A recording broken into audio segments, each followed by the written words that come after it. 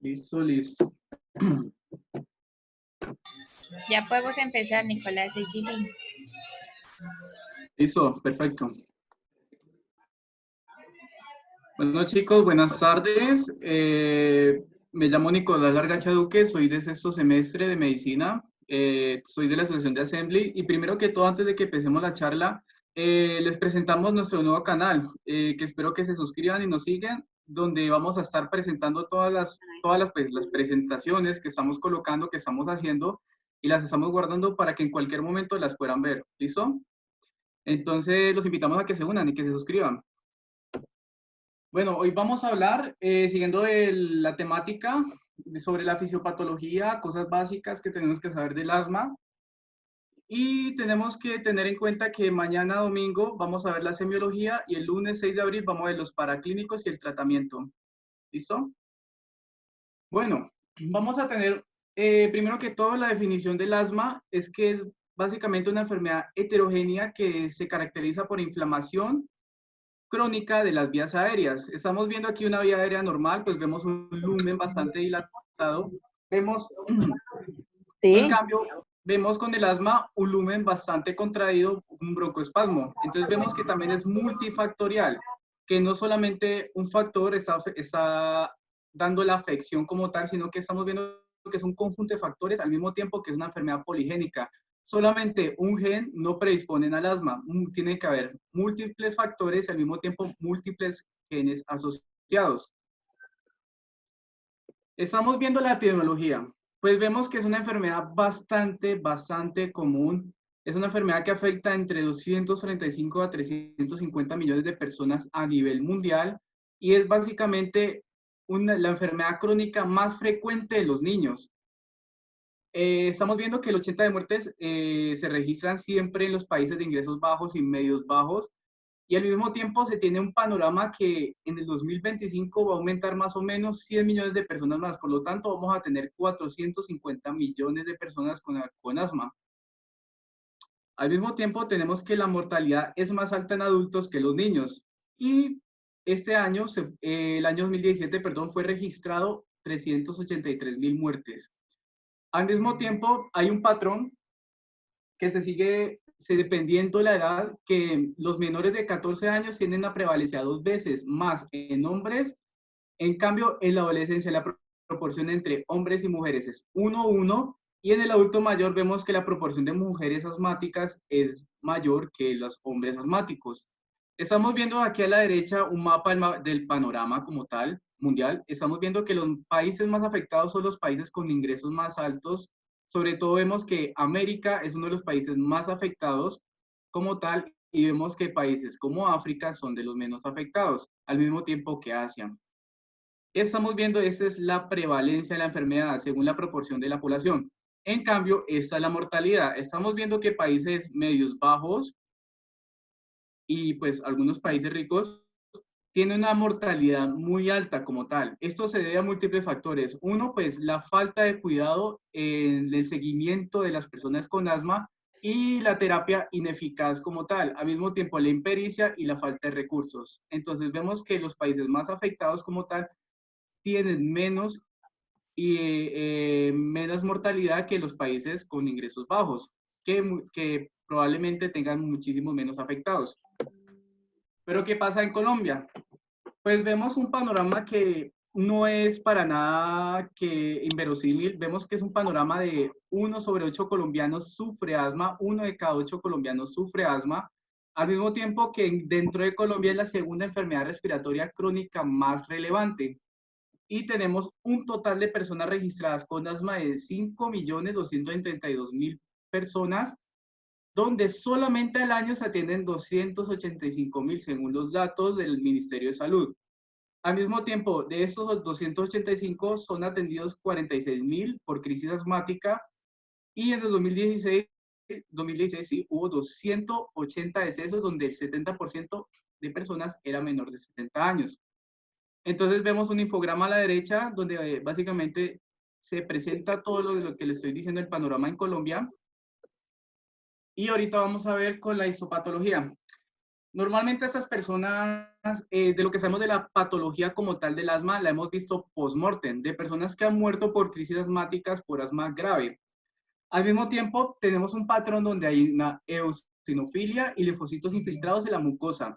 Al mismo tiempo, tenemos un engrosamiento, una hiperplasia de lo que es la membrana basal, una fibrosis como tal por daño, y al mismo tiempo se puede provocar una estenosis irreversible, donde normalmente convoca en un asma fatal. Entonces, viendo el patrón histológico como tal, vemos al mismo tiempo una metaplasia, se ven múltiples células caliciformes como tal, se ve que el epitelio está engrosado, se ve que aquí atrás hay una fibrosis, todo esto es una fibrosis y al mismo tiempo patrones de hematización. Y al mismo tiempo esto es una persona que falleció por una crisis asmática, vemos que todo el lumen está tapado por moco. Entonces, más células caliciformes, más mocos se van a presentar y entonces vemos que hay un engrosamiento de la membrana basal. Ahorita vemos que es una inflamación de las vías respiratorias, donde la tráquea hasta los bronquiolos terminales van a verse afectados. ¿Y por qué? Pues simplemente vamos a tener un patrón de inflamación con una hiperreactividad. ¿Cómo así? Pues vamos a tener un contacto con alergenos, con virus, contaminantes del aire. Eso va a convocar en una inflamación que al mismo tiempo puede provocar una bronquitis. Esa inflamación provoca una hiperreactividad de las vías respiratorias, por lo tanto va a dar muchísima más inflamación y al mismo tiempo va a generar los sintomatología que son la tos, la sibilancia, la sensación de opresión retroesternal y la disnea. Y tenemos en cuenta que hay unos elementos desencadenantes y unos factores estimulantes que ya se los voy a presentar después. Aquí el mecanismo fisiopatológico es muy sencillo. Simplemente tenemos un alergeno donde un mastocito previamente sensibilizado va a generar eh, histamina, la cual va a estimular los eosinófilos, al mismo tiempo va a generarse una activación de los neutrófilos para poder generarse tapones de moco. Al mismo tiempo, eso va a provocar que se engrose lo que es el epitelio y al mismo tiempo va a generar que haya una broncoconstricción como tal. ¿Listo? Entonces, al mismo tiempo va a haber una vasodilatación y esa vasodilatación va a crear una edematización. Por lo tanto, vamos a tener que el lumen va a estar muy tapado. Ya eso se lo explico con más maña después. Tenemos unas consecuencias. ¿Qué es la consecuencia? La broncoconstricción, el edema de la pared bronquial, la congestión vascular y la obstrucción del lumen por secreciones. Las puse en orden de importancia. La broncoconstricción es la que más me genera el taponamiento del lumen. Por lo tanto, es la que más me genera el factor de gravedad de lo que es el asma. Al mismo tiempo, tenemos un edema de la pared bronquial. Este edema al mismo tiempo va a generar una inflamación, la cual me va a estar tapando el lumen como tal y va a hacer que menos aire entre dentro de los alveolos. Al mismo tiempo tenemos obstrucción del lumen por secreciones, porque ya vimos que hay una metaplasia donde muchas células se convierten en células caliciformes y va a generar una hipersecreción de lo que es de moco. Al mismo tiempo, tenemos que, no sé si han escuchado que en el asma hay más problemas para exhalar que para inhalar, y es por eso, por el cierre temprano de las vías. Eso genera insuflación, perdón, de pulmonar y aumento del volumen residual. Entonces, al mismo tiempo, el asma grave baja la ventilación, baja la perfusión y genera hiperemia bronquial. ¿Listo? Eso va a generar que muchísima más sangre circule y va a generar muchas veces un shunt. Un shunt es simplemente la combinación entre sangre arterial y sangre venosa, o sangre oxigenada con sangre no oxigenada. Y eso se presenta muchas veces en pacientes con asma muy grave. ¿Qué va a pasar? Que vamos a tener un patrón de una enfermedad obstructiva que ya luego lo vamos a ver en paraclínicos con el tema de la espirometría y donde se ven patrones de mayor resistencia a la aspiración, donde se ve menor calibre de las vías aéreas. Al mismo tiempo, tenemos que el mecanismo más envuelto es la hipersensibilidad de tipo 1, que ya se los voy a presentar, por los linfocitos de clase TH2. Entonces, ¿qué va a pasar? Entra un alergeno, el alergeno pues va a haber una presentación por medio de la célula dendrítica a un linfocito T virgen. Ese linfocito T va a convertirse en un perfil TH2, el cual me va a llevar a la célula B, el linfocito B. ¿Qué va a pasar? Ese linfocito B va a generar anticuerpos, los cuales me van a llevar a los mastocitos, me los va a sensibilizar, esos mastocitos me van a producir inmunoglobulina E, los cuales me van a llevar a que simplemente se puedan liberar continuamente mediadores proinflamatorios, lo cual lo que nos va a generar simplemente hipersensibilidad, una reacción de hipersensibilidad, minutos después o incluso tiempo después, y nos va a llevar también a la liberación de citoquinas, que simplemente es la reacción tardía a lo que es al alergeno. Entonces vemos aquí una vía aérea normal. Tenemos un epitelio totalmente normal, vemos que no hay engrosamiento, vemos que hay un lumen muy marcado, al mismo tiempo vemos que el músculo liso está relajado. Esto es factor del asma, que el músculo liso siempre va a estar contraído, sobre todo en las crisis asmáticas. Al mismo tiempo tenemos que un ataque de asma está totalmente inflamado, totalmente, hay una hiperplasia, y en esta hiperplasia vemos que también hay una angiogénesis. También vemos que hay una metaplasia llenando todo de células caliciformes que van a generar una hipersecreción de moco y disminuyendo así el lumen. Por lo tanto, hay mayor resistencia a la inspiración y sobre todo la expiración. Bueno, ¿qué células se ven implicadas? Es muy importante saber las células porque ahí sí vemos cuáles mecanismos intervienen con tal célula. Por ejemplo, los mastocitos tienen la respuesta broncoconstrictora aguda y simplemente son estimulados por alergenos, ejercicio e hiperventilación. Los macrófagos me van a llevar, esperen que tengo aquí un poquito, qué pena. Los macrófagos y las células dendríticas, pues uno me va a ayudar a estimular la interleuquina 10 y me va a hacer la presentación del antígeno. ¿Listo? Los eosinófilos, pues van a secretar radicales libres, que ojo, uno de los factores también del asma es el daño dentro del epitelio e interviene de las exacerbaciones y la remodelación, que simplemente son las crisis asmáticas. Los neutrófilos van a estar en el asma grave, donde hay mucha cantidad de moco que van a llevar a exacerbaciones, y los linfocitos, sobre todo, la conversión del virgen al perfil TH2, y donde en los pacientes que tienen asma no alérgica, básicamente hay una presentación de linfocitos T innatos. ¿Listo? Entonces vamos a ver aquí a la derecha, en donde un mastocito totalmente activado me van a generar diferentes mecanismos proinflamatorios. Sobre todo en esto, aquí en el asma van a estar implicados sobre todo la vasodilatación, la permeabilidad vascular, la broncoconstricción, la inflamación, el daño en el tejido, y en cambio los eosinófilos sobre todo es daño en el tejido por medio de los radicales libres. ¿Listo?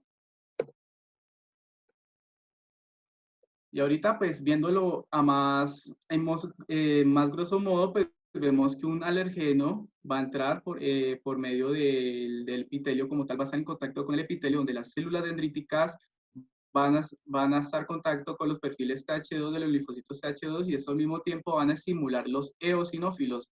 O muchas veces el asma es causado por virus, que es la forma no atópica, en los cuales van a estimular directamente los eosinófilos o me van a generar que las células innatas linfoides me vayan a estimular los eosinófilos. ¿Qué pasa? Que además de eso tenemos unos mediadores inflamatorios.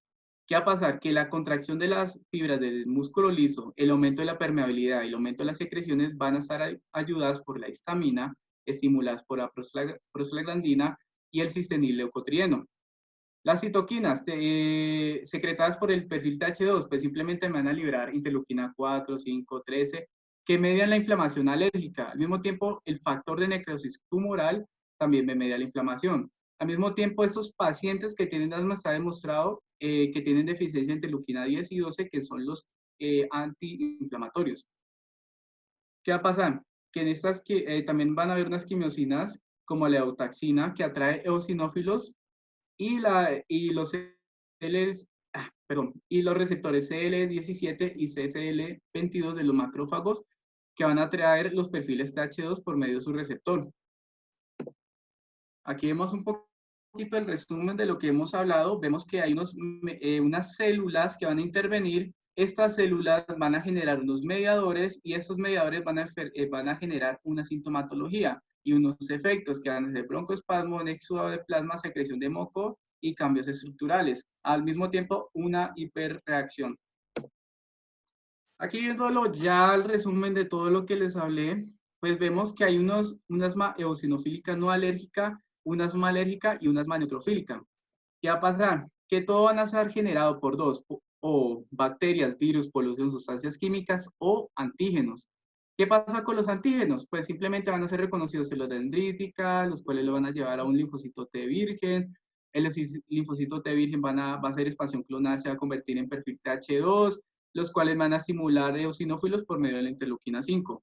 O bien, este perfil TH2 no directamente estimula a los eosinófilos, sino que se va directamente al linfocito B virgen, le va a presentar y al mismo tiempo va a generar un cambio de isotipo de IgM a IgM. ¿Listo? Va a generar un linfocito B de memoria y ese linfocito de memoria va a generar IgE, el cual va a estimular los basófilos y los mastocitos. Eso significa que esos mastocitos ya están totalmente sensibilizados. Por lo tanto, estos anticuerpos van a servir como receptores que en el momento que llegue el alergeno, simplemente vas a encadenar una reacción alérgica. En cambio, tenemos que bacterias, virus, polución y sustancias químicas van a tener otro mecanismo por medio de interleuquina 25-33, va a estimular las células linfoides innatas, el cual va a directamente estimular el músculo liso provocando la broncoconstricción y al mismo tiempo esas células innatas van a estimular directamente los linfocitos B vírgenes y van a estimular los eosinófilos. ¿Listo? ¿Todos bien hasta ahí? ¿Todos bien hasta ahí? ¿Van entendiendo, chicos? ¿Preguntas? ¿Listo? ¿Vamos bien? Entonces, a ver, tengo un chat. Listo. Pregunta. Dale, Camila, pregunta. Yo, Nico, es que estoy desde el de mi hermana. A ver, Dale. tú nos hablabas de la condición de un asma eosinofílico alérgico, uno no alérgico y uno neutrofílico, ¿correcto? Ajá. ¿De qué depende cuando es eosinofílico no alérgico? ¿Por qué lo definimos como no alérgico? Me perdí en Porque esa parte. no sé si tú te acuerdas de que para generar una reacción alérgica vamos a necesitar de lo que es una proteína, un estado de una proteína como tal, porque la proteína es lo que es reconocida por la célula dendrítica. Entonces, ¿qué va a Ujú. pasar? Las bacterias, los virus, la polución, no solo, o sea, como tal, van a ser más que todo otro sistema como tal, van a ser como grasas al mismo tiempo. Entonces, ¿qué va a pasar? No va a generar esa misma reacción como tal, no van a ser reconocidas totalmente, excepto algunas bacterias como tal, que van a ser reconocidas por la célula dendrítica. Entonces, como te digo, las bacterias sí pueden generar una reacción alérgica, pero como tal tampoco, o sea, digamos, los virus no generan reacciones alérgicas, ¿está bien? Por lo menos la polución tampoco genera reacciones alérgicas, ¿listo? Y digamos es por la presentación proteica. Ujú. Necesitamos una presentación proteica para generar lo que es una reacción alérgica. Ya luego les voy a explicar un poquito lo que son las pseudoalergias Sí, eso te iba a y por qué preguntar. los mastocitos se van a ver estimulados por ejemplo, estímulos como el frío. Ya. ¿Listo? Listo, Nico. Nico, te hago una preguntita así rapidito ahí mismo. Entonces, ¿esa sería una reacción pseudoalérgica antes de que expliques el tema? Sí, más que todo, por ejemplo, es que eso ya va después, Londo, ¿listo? Listo, Después dale, ya muchas les voy a gracias. explicar. Bueno, entonces seguimos la presentación. Aquí ya... Nico, una cosa, chicos, al final, cuando ya acabe la presentación, hacemos las preguntas, ¿listo? Para que de pronto no se nos vaya a acabar el tiempo con la presentación. Si ya de pronto se cumple, entonces enviamos un siguiente link solamente para las preguntas, ¿listo? Muchas gracias. Listo, listo. Muchas gracias, Valeria. ¿Listo? Entonces, preguntas al final, chicos. Entonces, ¿qué va a pasar? Que simplemente primero hay una etapa de sensibilización, la que ya les expliqué, célula dendrítica, va a llegar hacia la célula, el linfocito T virgen, que se va a convertir TH2, llega a los linfocitos B, generar inmunoglobulina E, y eso va a llegar a los mastocitos. Ya tenemos un mastocito sensible. ¿Listo? Un mastocito sensible. ¿Qué va a pasar? Que en el momento de otro contacto con el alergeno, va a llegar directamente al receptor, que es la hemoglobulina E, que luego, pues, por medio por el receptor del mastocito, va a liberar histamina. Esta liberación de histamina va a aumentar la secreción de moco. Al mismo tiempo va a generar una vasodilatación, una permeabilidad y al mismo tiempo va a ayudar en el reclutamiento de células inflamatorias. ¿Listo? Eso hace parte de la fase temprana. ¿Listo? Entonces vamos a ver que va a haber también una broncoconstricción. En cambio, tenemos una fase tardía. En la fase tardía, pues ya tenemos un mastocito totalmente sensibilizado y simplemente por medio de reclutamiento de células inflamatorias va a generar muchísima reclutamiento de eosinófilos, neutrófilos, los cuales me van a invadir el lumen y me van a invadir el epitelio. Esto se vio en el paciente que murió por asma grave. En el paciente se vio un infiltrado de eosinófilos y un infiltrado de neutrófilos. Entonces, en personas con asma grave siempre tienen un carácter de invasión de células eosinofílicas y neutrofílicas dentro de lo que es el lumen y el epitelio. ¿Listo? Bueno, ahorita vamos a hablar de los factores. Tenemos algo que son los factores ambientales, los factores del huésped y los factores genéticos. Factores ambientales, ya les hablé de la contaminación, alergenos, clima. Factores del huésped, tenemos factores nutricionales del huésped, factores de infección y sensibilización alérgica. Factor genético. Tenemos la localización de los genes de susceptibilidad y al mismo tiempo es un factor hereditario.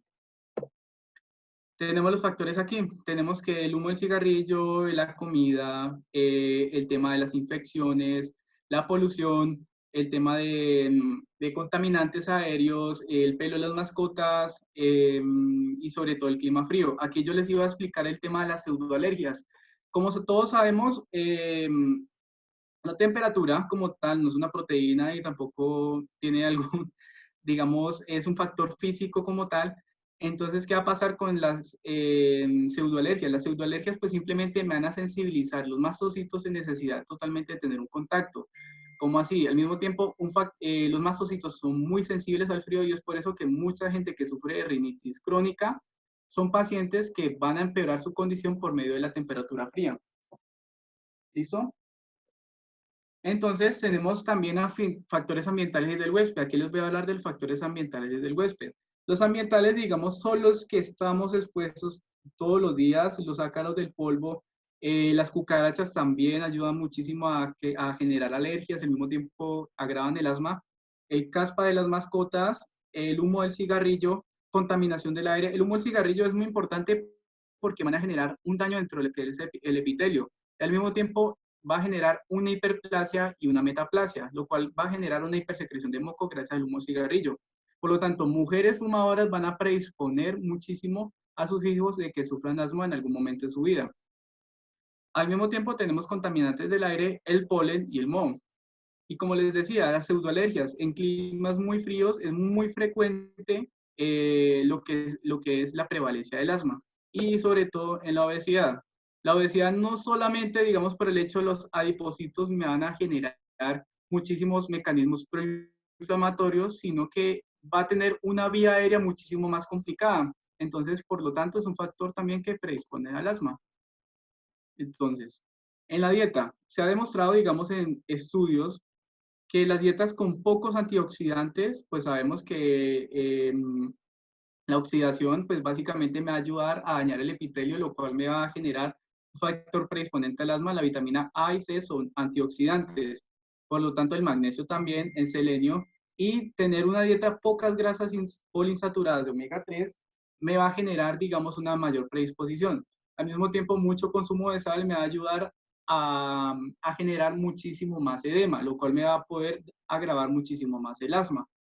Al mismo tiempo tenemos muchas grasas poliinsaturadas, comer muchas grasas poliinsaturadas omega 6, como los que están aquí, van a ayudar a ser un factor predisponente de lo que es el asma. Y la obesidad por un índice de masa corporal mayor de 30 va a ser un factor mecánico al mismo tiempo por las adipocinas proinflamatorias que lo generan los adipocitos. ¿Listo? Entonces, aquí me están diciendo que no se escucha. ¿Todo el mundo escucha? Chicos, ¿están escuchando? Sí. ¿Listo? Sí, Nico. Dale, es que me están diciendo Las personas que de pronto no están escuchando tienen que verificar la entrada de audio del computador, ¿listo? O el celular.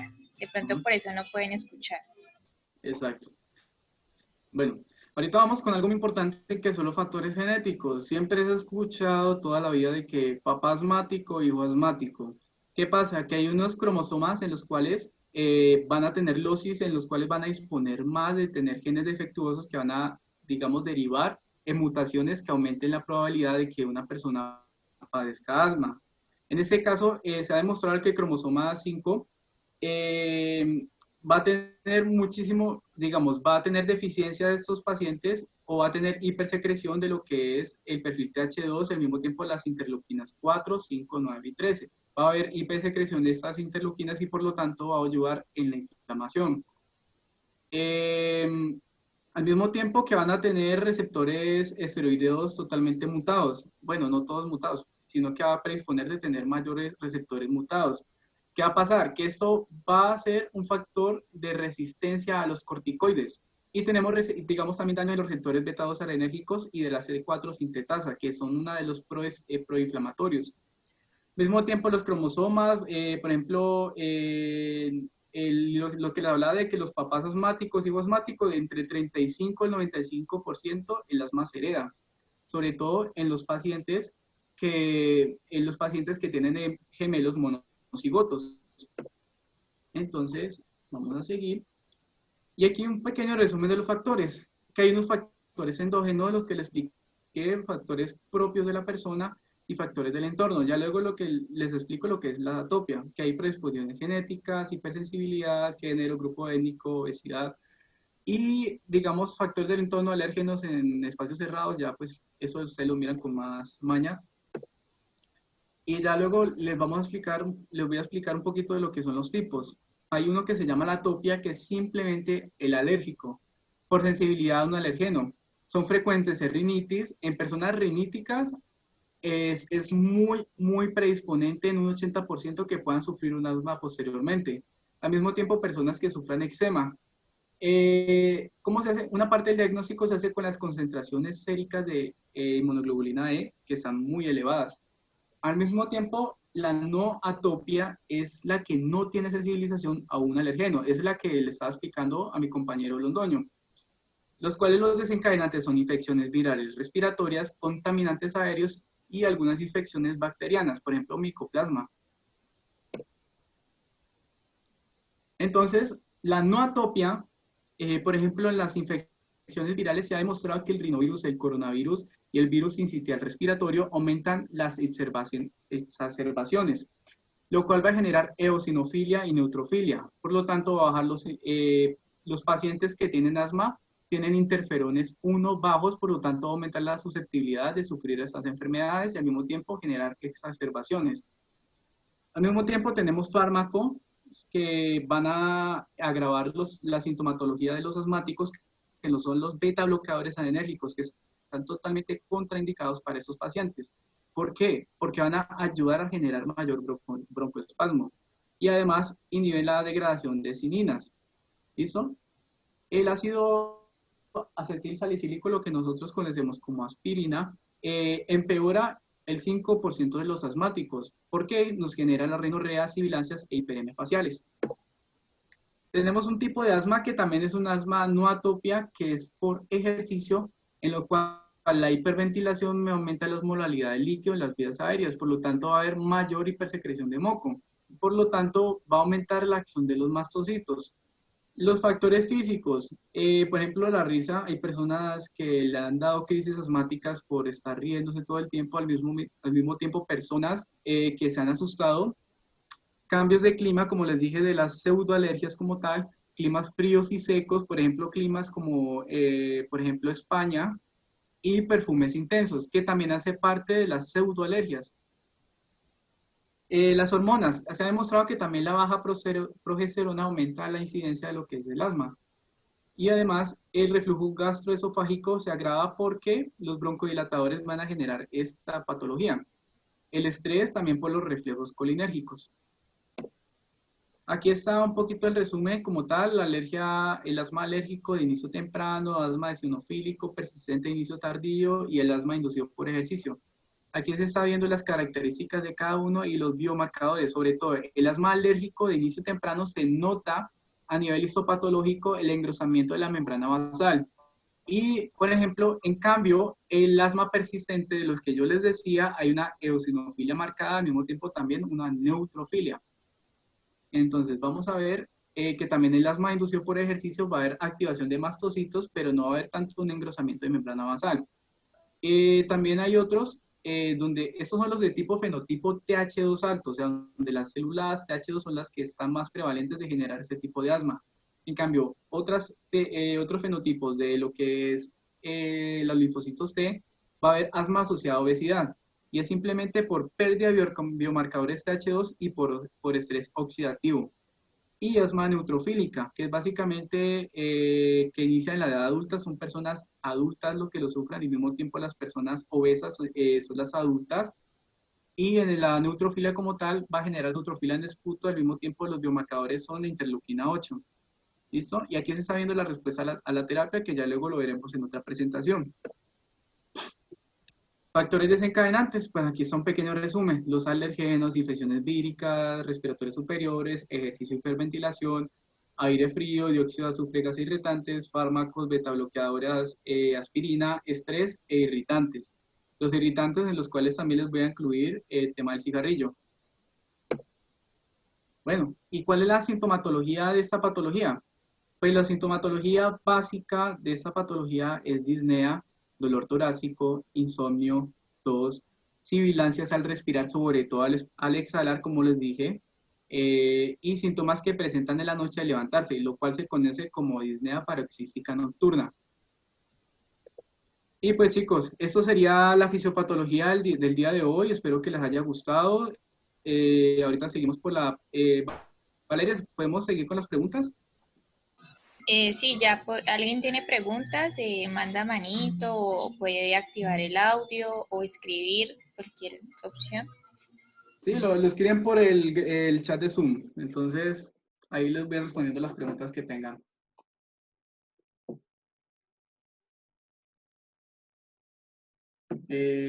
Pregunta, chicos. ¿Todo está claro?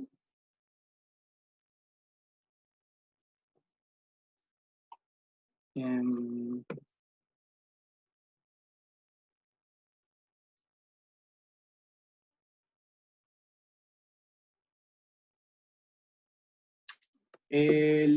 a ver, listo. Sí, la bronquitis.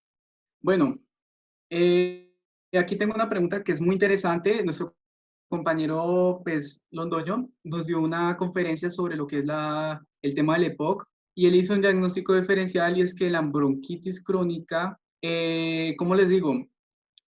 Básicamente, una bronquitis crónica se da por el tema de un virus o el tema de una infección. Entonces, esa es como la diferencia. Normalmente, los asmáticos casi siempre son alérgicos. Entonces, la bronquitis crónica, pues tenemos un paciente que si no está enfermo por digamos, por un virus como tal, es un paciente que ha sido muy fumador, un paciente que es de mayor edad.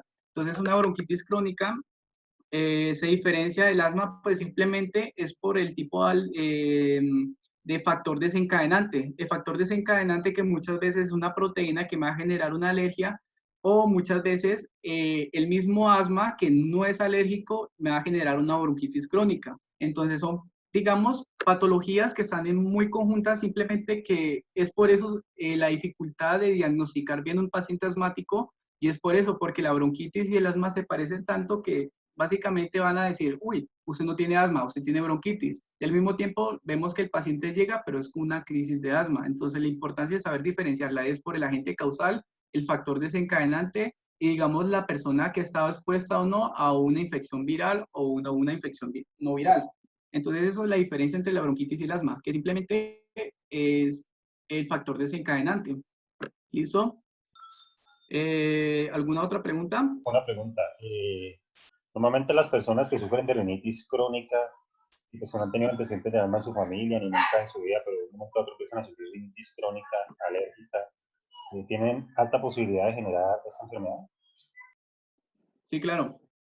Como les dije, tiene un 80%, digamos, las personas con rinitis son muy, muy propensas a generar asma. Como les digo, porque va a haber una hipersecreción de moco, va a haber un sobreestimulamiento al mismo tiempo que esas rinitis son causadas por alergenos, por lo tanto tenemos mastocitos ahí totalmente estimulados ya anteriormente y muchas veces esos pacientes riníticos van a verse agravados hasta que esta alergia va a llegar hasta el tracto respiratorio inferior. ¿Qué va a pasar? Que simplemente que las personas, los asmáticos normalmente han tenido episodios de rinitis crónica un 80% antes, o sea, 80% de las personas que han tenido rinitis normalmente van a generar unas más si no están bien tratadas. Entonces, por eso la importancia de, digamos, de hacer un tratamiento oportuno en lo que es un paciente rinítico, porque son muy predisponentes a generar posteriormente un asma, sobre todo por el tema de lo que es la alergia. ¿Listo?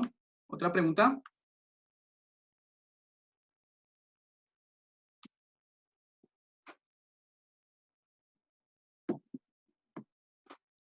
¿Tiene más preguntas, chicos?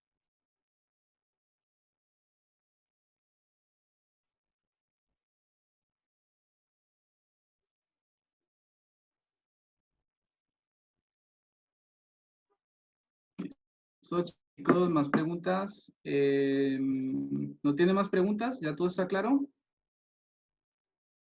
¿Ya tienen todo totalmente claro, chicos?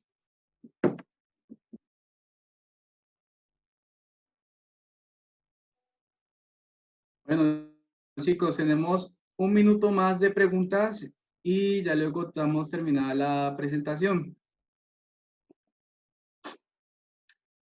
Ujú.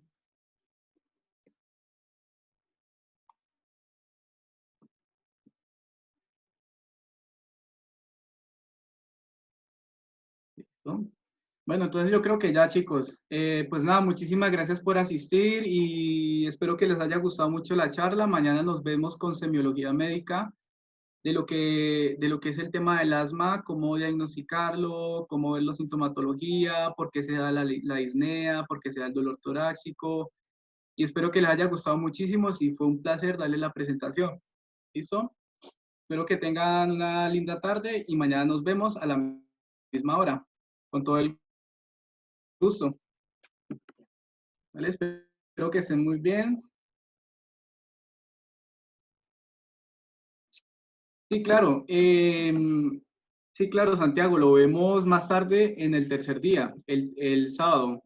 ¿Veis? Que el sábado, el domingo, perdón. Entonces ya vemos manejo farmacológico. Bueno, y pues nada, chicos, ya saben. Síganos por favor a la página. ¿Listo? En YouTube nos siguen al canal de Assembly para que puedan ver las charlas otra vez en cualquier momento, en cualquier lugar. Ahí, aquí está. Espero que tengan un bonito día. Hasta luego.